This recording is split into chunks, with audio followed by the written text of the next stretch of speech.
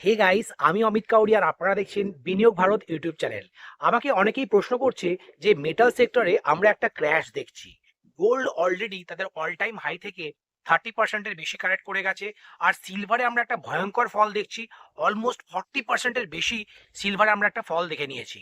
$125 যেখানে সাংহাই মার্কেটে ট্রেড করছিল, সেখানে এমসিএক্সে আমরা দেখলাম 40%-এর বেশিও কারেক্ট হয়ে গেছে 2 থেকে 3 দিনের মধ্যেই। শুক্রবার থেকে কিন্তু একটা ভয়ঙ্কর কারেকশন শুরু হয়েছে। 25%-এর বেশি ফল হয়ে গেছিল শুক্রবারই। তারপরে আবার আমরা সানডেতে বাজেটের দিন দেখলাম মার্কেট যেহেতু খোলা ছিল সেখানেও একটা ভোলাটিলিটি দেখলাম।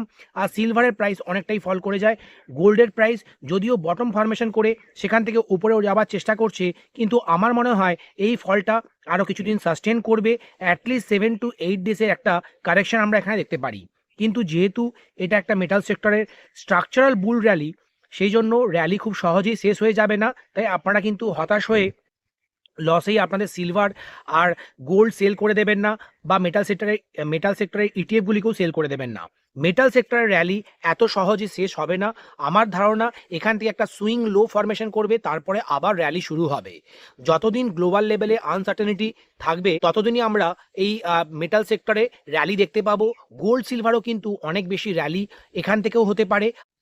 আর মার্কেটে যখন কারেকশন আসে, এই ধরনের হিউজ ফল হয়, তখন ভাববেন এটা আপনার জন্য একটা অপরচুনিটি এনে দিয়েছে। যদি এই মেটাল সেক্টরের র্যালি, বিশেষ করে প্রিসিয়াস মেটাল গোল্ড সিলভার, এইগুলি স্ট্রাকচারাল একটা বুল রানের মধ্যে থাকে, তাহলে এখান থেকে একটা বাউন্স ব্যাক করবে। আর একটা কিন্তু ডেড ক্যাট বাউন্স এখান থেকে আমরা কিন্তু খুব সহজেই দেখতে পাবো। কারণ বড় বড় যারা ফান্ড ম্যানেজার, যারা ইউএস মার্কেটে হেজ ফান্ড, তারা কিন্তু উপরের লেভেলে শর্ট করে দিয়েছে। সেখান থেকে একটা শর্ট কভারিং আমরা খুব কম দিনের মধ্যেই দেখতে পাবো। শর্ট কভারিং যখনই হিউজ ভলিউমে আসবে, তখন আমরা দেখতে পাবো যে মেটাল সেক্টরে আবার র্যালি শুরু হয়ে গেছে।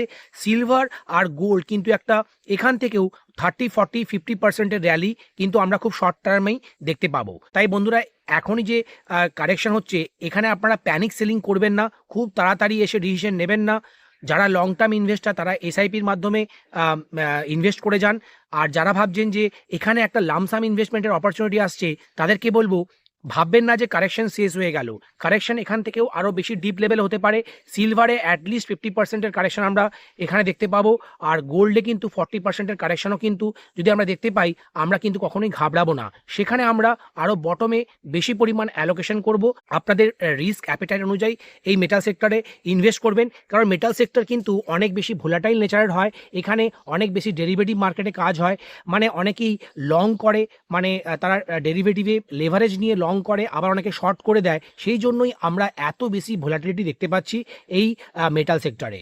আর মেটাল সেক্টরের যে কোম্পানিগুলি আছে, তার মধ্যে বেদান্ত, নালকো, হিন্দালকো, এইগুলি কিন্তু এখান থেকেও একটা ভালো বাউন্স ব্যাক দেখাবে।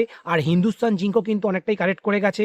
তাই যারা লং টার্ম ইনভেস্টার, তারা হিন্দুস্তান জিঙ্ক, হিন্দুস্তান কপারের মতো শেয়ারকে স্ট্যাগার্ড ওয়েতে এখানে বাই করতে পারেন।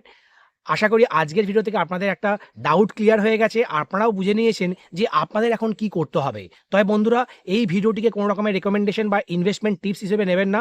ভিডিওটি আমি সম্পূর্ণ এডুকেশনাল পারপাসে করেছি, আমার পার্সোনাল ওপিনিয়ন আপনার সাথে শেয়ার করলাম।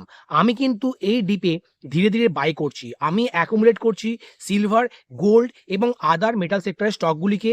বিশেষ করে মেটাল ইটিএফে যারা ইনভেস্টেড, তারা কিন্তু কোনো রকম না ঘাবড়ে সেখানে বেশি পরিমাণ অ্যালোকেশন এখনও বাড়াতে পারেন। বন্ধুরা, আবার দেখা হবে আগের ভিডিওতে। নমস্কার, জয় হিন্দ, বন্দে মাতারাম।